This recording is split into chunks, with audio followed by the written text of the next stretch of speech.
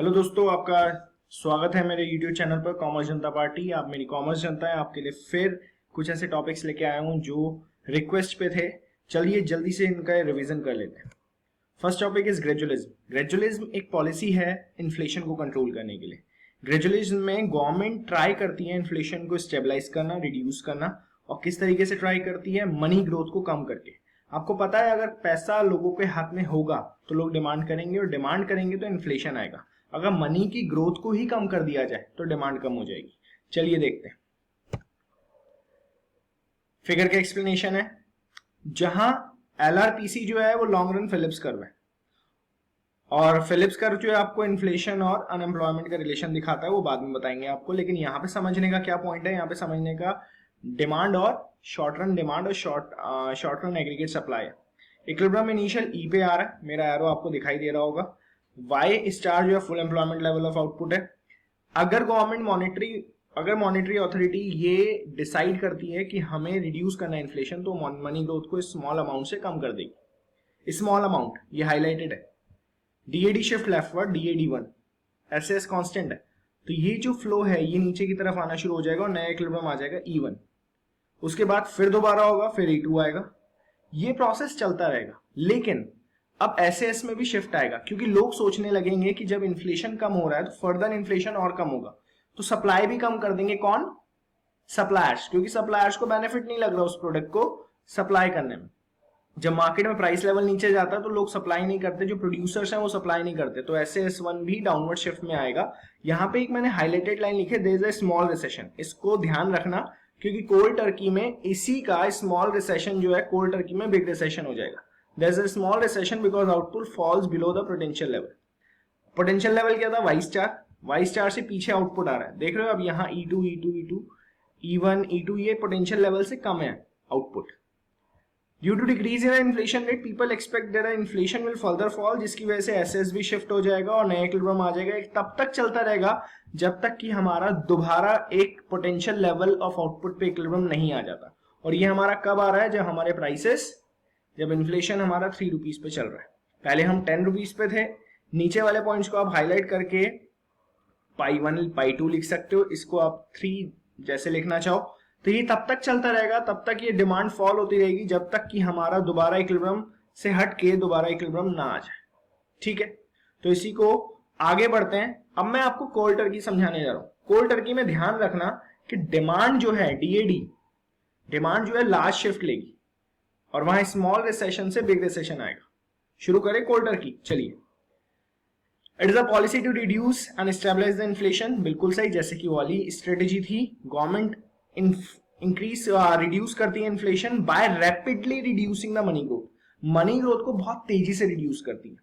There is a large recession then gradualism because shift in DAD is larger. और इसमें भी यही process चलेगा और तब तक चलता रहेगा जब तक कि नया इक्विलिब्रियम ना आ जाए, दोबारा वही पोटेंशियल ग्रोथ वाला इक्विलिब्रियम ना आ जाए। तो हमने ग्रेजुअलिज्म और कोल्ड टर्की की स्ट्रेटजी में क्या पढ़ा कि ग्रेजुअलिज्म जो है स्मॉल अमाउंट से रिड्यूस करती है अथॉरिटी, स्मॉल अमाउंट से मनी ग्रोथ को रिड्यूस करती है, और यहाँ पे रैपिडली मनी ग्रोथ को रिड्यूस किया जाता है। यहाँ स्मॉल रिसेशन आता है और यहाँ लार्ज रिसेशन आता है, बस इतना ही डिफरेंस है। यहाँ पे आप देख रहे हो, यहाँ पे आपका डीएडी में जो फॉल है वो कम है, 2 बार हुआ है, और ये सिंगल फॉल एक बारी में हो गया। तो ये कोल्ड टर्की और ग्रेजुअलिज्म की छोटा सा एक पॉइंट है जो एग्जाम में आपको एक्सप्लेन करके आना है। थ्योरी इसमें भी वैसी की वैसी लिखनी है, उतनी ही लिखनी है जितनी यहां लिखी है, बस मैंने दोबारा रिपीट नहीं किया। चलिए दोस्तों आगे बढ़ते हैं अपने एक नए पॉइंट पे, नेचुरल रेट ऑफ अनएम्प्लॉयमेंट। क्या कभी कोई इकोनॉमी ऐसा होता है कि फुल्ली एम्प्लॉयड हो जाए? आपने पढ़ा है, लेकिन ऐसा कभी होता नहीं है। फुल एम्प्लॉयमेंट को हम जीरो अनएम्प्लॉयमेंट नहीं कह सकते, कुछ ना कुछ अनएम्प्लॉयमेंट रहता ही है, और वो मिनिमम रेट ऑफ अनएम्प्लॉयमेंट रहता है। यहां लिखा है there is always a minimum rate of unemployment known as NRU denoted by U star. आप जब एनआरयू के बारे में पढ़ेंगे तो आप ये बात ध्यान रखना कि इकोनॉमी में, economy even when the economy is fully employed, तो कुछ ना कुछ अनएम्प्लॉयमेंट रहेगा, वो मिनिमम रेट ऑफ अनएम्प्लॉयमेंट है। जैसे कि कुछ लोग जॉब शिफ्ट करते हैं उस टाइम पे अनएम्प्लॉयड रहते हैं, कुछ लोग पढ़ाई कर रहे हैं उस टाइम पे, तो ये ना चाहते हुए भी अनएम्प्लॉयमेंट रहता है। जैसे यूएसए का एग्जांपल लिया है कि यूएसए का 5.5% अनएम्प्लॉयमेंट रहेगा ही रहेगा। तो ये किसी ईयर का लिया होगा, तो इंडिया का भी कुछ नेचुरल रेट ऑफ अनएम्प्लॉयमेंट रहेगा, हर कंट्री का होता है।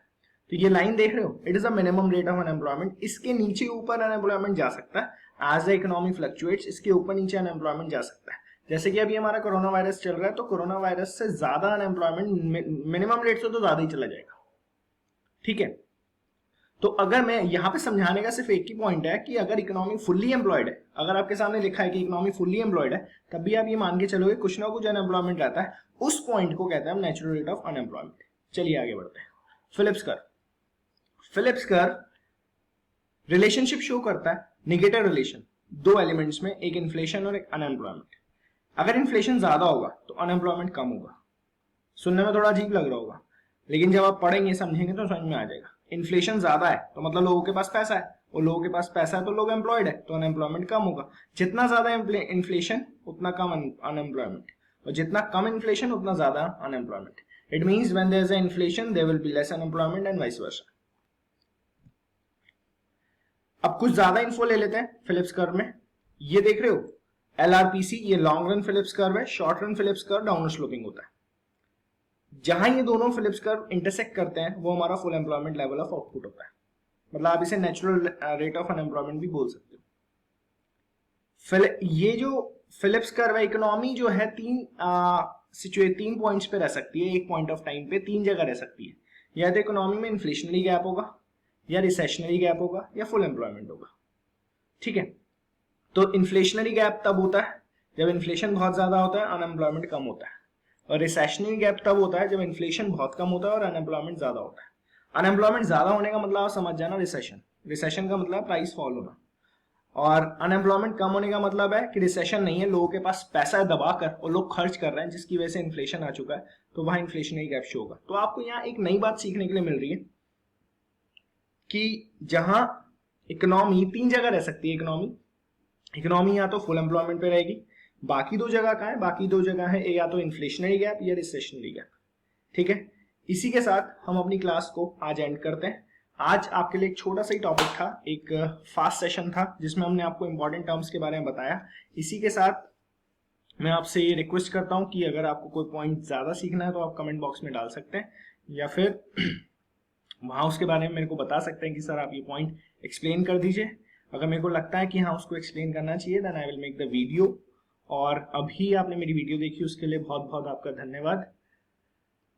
वीडियो को शेयर करना ना भूलें, जो आपके जरूरतमंद दोस्त हैं इस कोरोना वायरस सेशन में जो क्लास नहीं अटेंड कर पाए या जिन्होंने ये टॉपिक नहीं कर पाया, उनको ये सेंड कर देना वीडियो। आपने हेल्प ले ली, आगे और लोगों को भी हेल्प मिलनी चाहिए। Thank you and have a nice day.